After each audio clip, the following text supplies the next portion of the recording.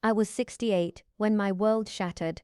My name's Clara, and I'd spent my life building something I thought was unbreakable. I grew up on a farm in Ohio, where my parents taught me to knead bread, plant seeds, and fix what was broken with my own hands. That grit carried me through marriage, motherhood, and widowhood after my husband Tom passed 10 years ago from a heart attack. After his death, I poured my heart into my bakery, a cozy shop called Clara's Hearth, where the air smelled of cinnamon and dreams. It was more than a business, it was the heart of our family. Michael proposed to his wife Jenna at a table by the window, and my grandkids Ellie and Max used to smear frosting on their cheeks while helping me decorate cupcakes. I'd taken out a second mortgage on my house to keep the bakery afloat during the pandemic, believing it was worth it to pass something meaningful to Michael. But last year, a fire gutted the shop. Faulty wiring, they said. My insurance barely covered the cleanup, and my savings went up in smoke with it. I was still picking up the pieces when Michael delivered his ultimatum. It happened on a Tuesday, grey and damp, the kind of day that makes your bones ache. I was in the kitchen making coffee when Michael and Jenna came over. I thought they were there to check on me, maybe bring the kids for a visit. Instead, Michael stood in my living room, hands in his pockets, and dropped a bomb. "Ma, we need the space," he said, his eyes fixed on the oak floors I'd refinished myself after Tom died. "Jenna's pregnant again, and we're turning your room into a nursery." His voice was flat, like he was reading a script. I stared at him, waiting for the punchline, but his jaw was set, unyielding. Jenna sat on the couch, scrolling her phone, not meeting my gaze. "You can stay with Aunt Rita or something," Michael added, as if I were a piece of furniture to be stored. Aunt Rita, my estranged sister, lived 3 states away in a cramped apartment I'd never seen. The injustice of it hit me like a slap. After all I'd sacrificed, my own son was tossing me out like yesterday's bread. I could have begged. I could have reminded him of the nights I stayed up helping him with algebra, the years I worked double shifts to pay for his college, the house I'd kept open for him and Jenna when they were broke after their wedding. I'd given them a place to live for a year, rent-free, while they got on their feet. I'd babysat Ellie and Max, baked their birthday cakes, and never once asked for thanks. But now, standing in the living room I'd painted butter yellow to make it feel like home, I saw none of that mattered to him. My heart cracked, the pain sharp and raw, but pride stitched my lips shut. "Fine," I said, my voice steady despite the tremor in my hands. "I'll be out by tonight." Packing was a blur. I grabbed a single suitcase, stuffing it with clothes, a photo of Tom and me at our wedding, and a recipe book my mother had given me, its pages stained with vanilla and thyme. I left behind the quilts I'd sewn, the dishes I'd collected, the life I'd built. As I dragged the suitcase to the front door, Jenna finally looked up. "Clara, we're sorry," she mumbled, but her eyes darted away. Michael didn't say a word. The door's slam as I walked out echoed in my bones, louder than any goodbye. Heartbreak clawed at me, but beneath it, a spark of defiance flickered. I wasn't done yet, not by a long shot. That night, I checked into a motel on the edge of town, the kind with flickering neon signs and stains on the carpet. The clerk, a bored kid with earbuds, didn't ask questions as I paid for a week with my emergency credit card. In the room I sat on the lumpy bed, staring at the peeling wallpaper, and let the reality sink in. My savings were gone, sunk into the bakery's ashes. I had no job, no home, and no family to lean on. Aunt Rita wasn't an option. Our last fight, years ago, had been over something petty I couldn't even recall, but the silence since had grown too thick to break. I was alone, but as the neon buzzed outside my window, I made a vow: Michael would see what he'd thrown away. I didn't know how, but I'd make sure of it. The next morning, I walked to the town library, my suitcase stashed in the motel's storage closet. My legs ached, but I kept my head high, ignoring the pitying glances from neighbors who'd heard whispers of my fall. The library was quiet, a sanctuary of worn books and humming computers. Mrs. Carter, the librarian who'd loved my bakery's lemon scones, recognized me instantly. "Clara, you look like you've seen a ghost," she said, sliding me a coffee from the staff room. I didn't tell her the ghost was my own life. Instead, I thanked her, and settled at a computer searching for options, housing, jobs, anything, my fingers still calloused from years of kneading dough typed with purpose. That's when I found a local program for displaced seniors, offering temporary shelter and job training. It wasn't glamorous, but it was a lifeline. I filled out the form, my heart heavy but my resolve ironclad. Michael thought he'd broken me. He was wrong. As I left the library, the sky was clearing, a sliver of sun breaking through the clouds. I thought of my mother, who'd once told me, "Clara, you're tougher than the toughest storms." I'd survived Tom's death, the bakery's fire, and now this betrayal. I'd survived this too, and I'd do more than survive. I'd show Michael what he'd lost. The shelter wasn't what I'd braced myself for. I'd imagined a grim, cold, institutional setup, but instead it was a converted community center on the outskirts of town, with faded blue curtains and a linoleum floor that gleamed from someone's care. The air smelled of bleach and soup, not home, but not hopelessness either. I was given a cot in a shared room with 5 other women, their belongings neatly tucked under their beds like secrets they weren't ready to share. I was one of the younger ones, and that surprised me, how many of us older women had been pushed to the edge by life's cruelties. Yet as I unpacked my suitcase, Tom's photo, my mother's recipe book, a few clothes, I felt a flicker of something new, not just survival, but possibility. Michael had slammed the door on my old life, but I was already prying open a new one. The first night, I lay awake, listening to the soft snores and occasional whispers around me. My roommate Clara, who was snoring softly, my mind replayed Michael's words, "We need the space," and Jenna's averted eyes. The betrayal stung like salt in a cut, but I refused to let it fester. I'd been raised on a farm, where you didn't cry over spilled milk, you cleaned it up and kept going. The shelter's rules were strict. Curfew at 10, chores assigned daily, but they offered something I hadn't expected: hope. The program included workshops on job skills, from computer basics to resume writing, and even small business classes. I signed up for every one, determined to claw my way back. Back at the bakery, I'd taught myself bookkeeping and marketing out of necessity. If I could do that, I could learn again. The other women in the shelter became my lifeline. There was Ruth, 70, with wiry gray hair and a sharp wit, who'd been evicted when her landlord sold her building for condos.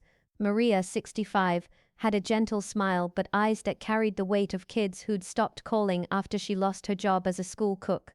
Over instant coffee in the communal kitchen, we traded stories of loss, husbands, homes, trust. Ruth's landlord had given her a week to leave. Maria's daughter had borrowed her savings and never paid it back. Their pain mirrored mine, but so did their strength. "We're not done yet, Clara," Ruth said one morning, slamming her mug down like a gavel. "They don't get to write our endings." Her words lit a fire in me, one I hadn't felt since the bakery burned. I started small, needing to feel useful. The shelter had a community garden, overgrown with weeds but full of potential. I volunteered to tend it, my hands finding comfort in the dirt, just like they had on my parents' farm. I planted tomatoes, zucchini and herbs, coaxing life from the soil. The work grounded me, reminding me I could still grow something from nothing. One afternoon, I brought a basket of fresh basil to the kitchen and baked a batch of herb bread, using the shelter's ancient oven. The smell drew Ruth and Maria, and soon we were tearing into warm loaves, laughing like schoolgirls. "Clara, this is heaven," Maria said, her mouth full. That moment, flour dusting my apron, I felt like myself again, not Michael's discarded mother, but Clara, the woman who made things happen. Word of my bread spread. The shelter's director, Miss Lopez, asked if I'd bake for a community event. I said yes, spending a sleepless night perfecting rosemary focaccia. The event was a fundraiser, and my bread vanished in minutes, with folks asking where they could buy more. A local cafe owner, Sam, who'd been a regular at my old bakery, was there. "Clara, these are as good as your old scones," he said, his beard flecked with crumbs. "Sell me some for the cafe." I hesitated. My setup was a borrowed kitchen, my budget non-existent, but Sam offered to pay up front for a weekly batch of muffins. $50 a week wasn't much, but it was a start, a tiny victory against the void Michael had left. Meanwhile, I heard rumors about Michael and Jenna. A neighbor from my old street, Mrs. Patel, stopped by the shelter to drop off clothes and mentioned they were struggling. Jenna's pregnancy was high risk, piling up medical bills, and Michael had taken a second job at a warehouse. The house, my house, was a mess, the nursery half finished. Part of me, the mother who'd bandaged his scraped knees, wanted to run to them, to fix it like I always had. But the memory of that slammed door, the coldness in his voice, stopped me. They'd chosen to cut me out. I had to choose myself. One evening, in a workshop led by a woman named Diane, I found a spark. Diane was a retired business consultant, all sharp suits and sharper eyes, teaching us how to pitch ideas. I shared my bakery story, the fire, the loss, the dream I'd buried. "Clara," she said, leaning forward, "you've got grit. Ever thought of starting over?" I laughed, thinking of my empty bank account, but her words stuck like dough to my fingers. Later, as I needed dough for Sam's muffins, Diane sat with me. "You could turn this into something," she said, nodding at the tray. "A food truck, maybe. You've got the skills." I shook my head. Food trucks cost money I didn't have, but Diane handed me a flyer for a small business grant for seniors. "Apply," she urged. "Show the world what Clara's made of." That night I drafted a proposal, my hands steady despite the ache in my heart. I wasn't just baking muffins, I was baking a comeback. As I fell asleep, the shelter's quiet hum around me, I thought of Michael. He'd thought he could erase me, but I was already rebuilding. Brick by brick, loaf by loaf, I'd show him what he'd lost. The grant application consumed me. Every night after baking for Sam's Cafe, I'd sit at the shelter's wobbly desk, my mother's recipe book open for inspiration, drafting my vision for a food truck called Clara's Second Chance. The name was deliberate, a nod to my resilience and a quiet jab at Michael's betrayal. I wrote about my bakery, the fire that stole it, and my dream to serve baked goods rooted in my farm upbringing, each bite a taste of home and hope. I poured my heart into it, describing how the truck would be more than a business, it'd be a beacon for folks like me, cast aside but still standing. When I hit submit on the library computer, my hands shook, not from fear but from the weight of what I dared to dream. It was like planting a seed in rocky soil and trusting it'd grow. Michael thought he'd uprooted me, but I was putting down new roots. While waiting for a response, I kept baking, my hands finding purpose in flour and sugar. Sam's Cafe couldn't keep my muffins on the shelves. Blueberry, cinnamon, even a new apple walnut recipe I'd tweaked late one night. Customers started asking for pre-orders, and Sam upped my weekly pay to $75. I used the extra cash to buy a used mixer from a thrift shop, its dents a badge of survival like my own. Ruth and Maria became my unofficial crew, helping me bake in the shelter's kitchen after hours. Ruth was a natural with measurements, her years as a seamstress giving her a knack for precision, while Maria's gentle hands shaped perfect dough balls. We'd work to old radio tunes, flour dusting our hair, laughing over stories of our younger, wilder days. "Clara," Ruth said once, wiping sweat from her brow, "this feels like family." My throat tightened. I'd lost one family, but I was building another. The shelter buzzed with my small success. Miss Lopez, the director, stopped by one morning, tasting a muffin. "You're doing more than feeding people, Clara," she said. "You're giving us hope." Her words carried me through the days when Michael's silence weighed heavy. I'd heard more whispers about him and Jenna. Mrs. My old neighbor mentioned their car had been repossessed, and the nursery was just a pile of unopened paint cans. Part of me ached for them, for my grandkids caught in their mess, but the defiance in me held firm. They'd shut me out. I couldn't keep chasing their shadows. Then the call came, 3 weeks after I'd submitted the grant. I was kneading dough when Miss Lopez waved me to the office phone. "Clara Thompson," a crisp voice asked. "You've been awarded $20,000 for your food truck." I froze, the dough forgotten in my hands. "Are you sure?" I stammered, and the woman laughed. "Very sure. Your story moved the panel." I thanked her, my voice cracking, and hung up. Ruth and Maria were at my side, having overheard. We hugged, tears mixing with flour, and for the first time since Michael kicked me out, I cried, not from pain, but from a joy I thought I'd lost. That night, I stared at the shelter's ceiling, picturing a yellow truck with Clara's Second Chance in bold letters. It wasn't just a dream anymore, it was real. Diane, the workshop leader, helped me find a used food truck online, a beat-up silver beast with a working oven but peeling paint.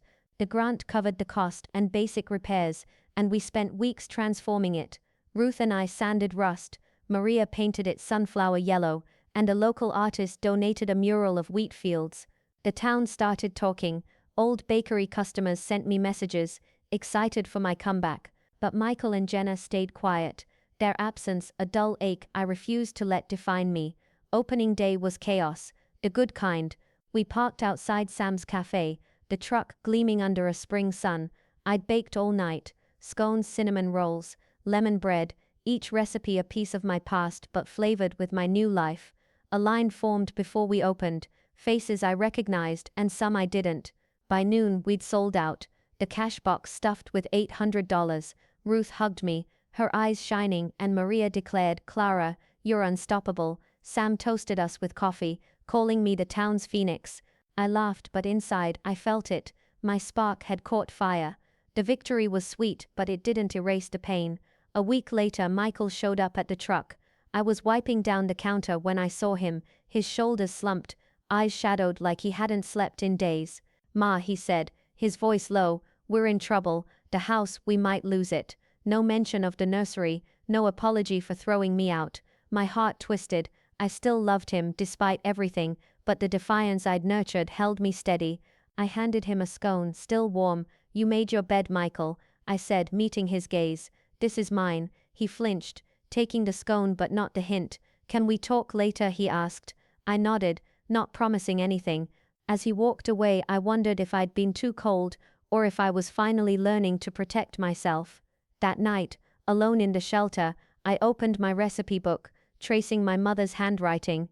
"Keep going, Clara," she'd always said. I was doing that, not just for me but for Ruth, Maria, and every woman who'd been told they were done. Michael's visit hadn't shaken me, it had sharpened my resolve.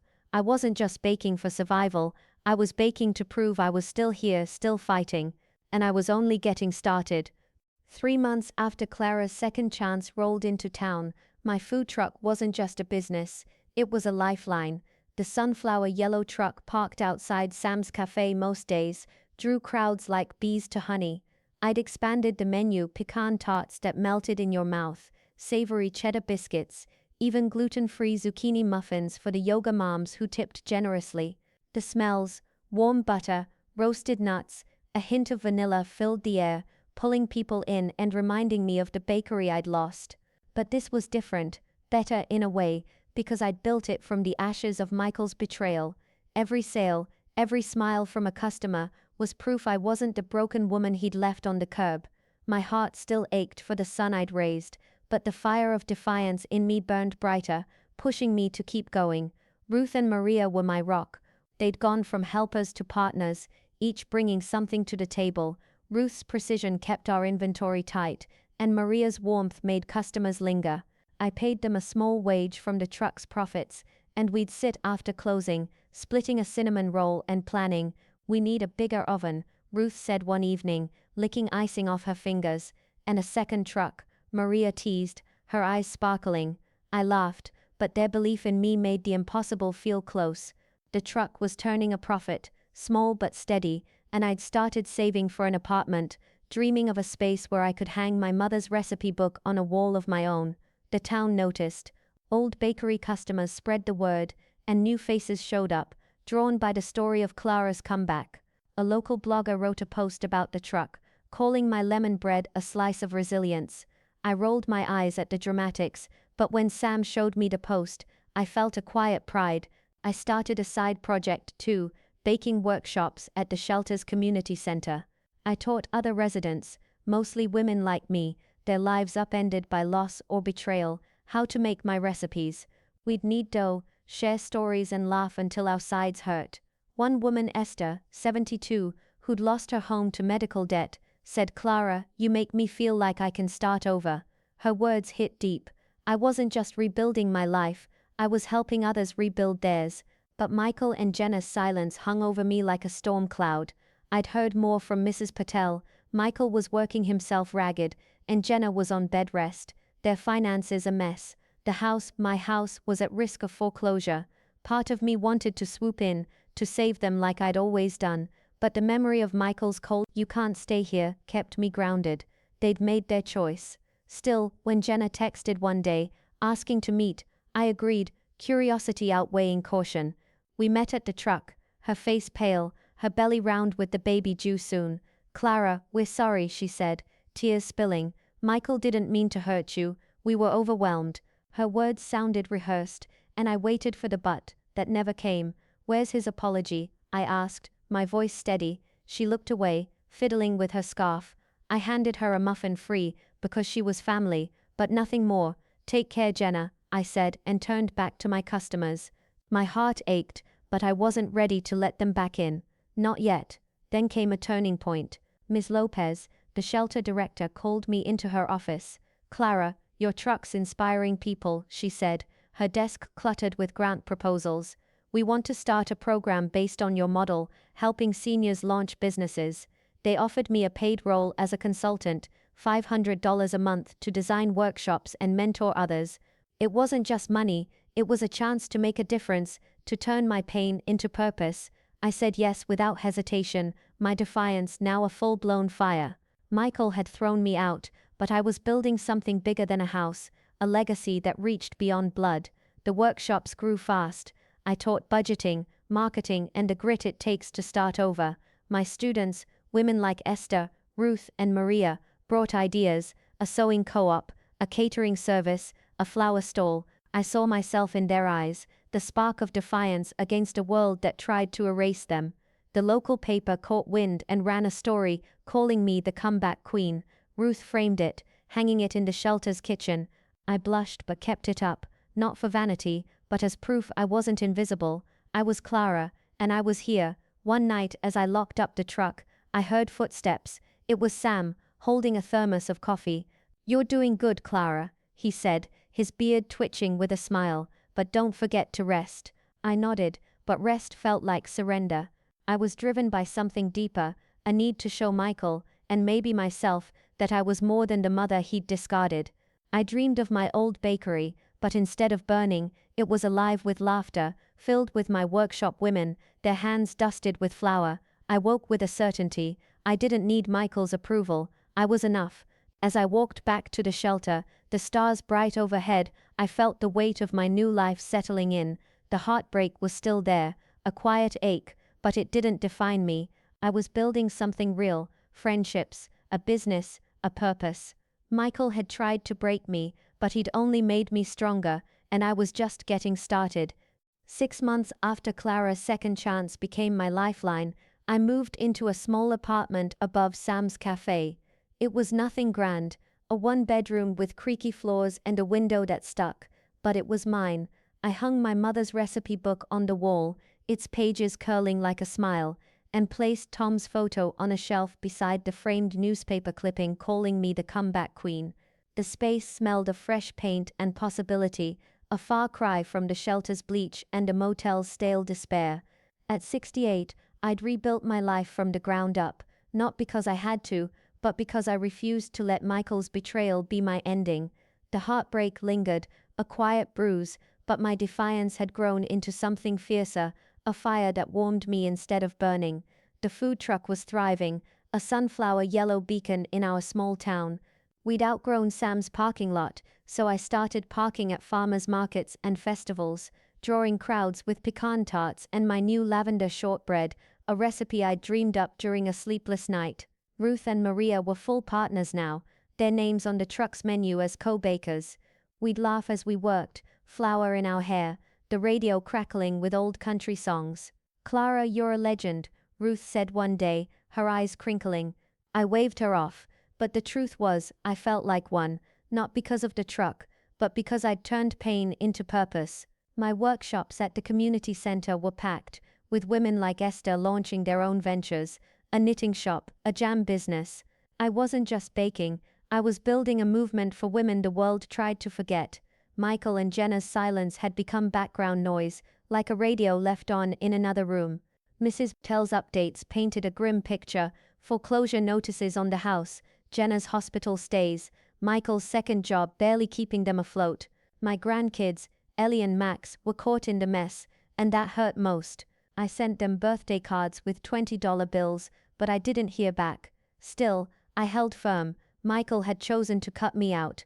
I couldn't keep pouring myself into a bucket with holes, but when he showed up at my apartment one evening, unannounced, my resolve was tested. He stood in the doorway, holding a bundle wrapped in a pink blanket, my new granddaughter Lily. His face was gaunt, his eyes red-rimmed.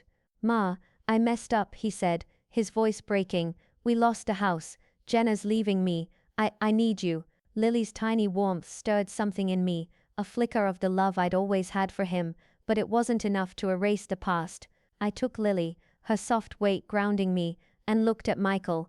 "You threw me out," I said, my voice steady despite the ache. "You told me I was a burden, Michael.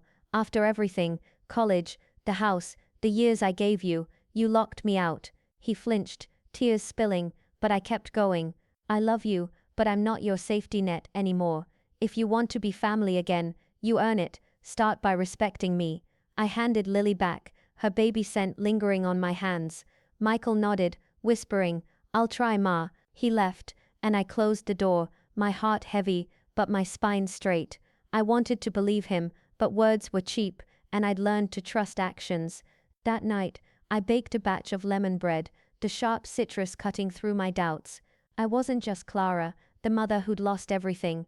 I was Clara, the woman who'd built something better. The next week, the shelter's senior program launched officially, with the mayor cutting a ribbon outside my truck.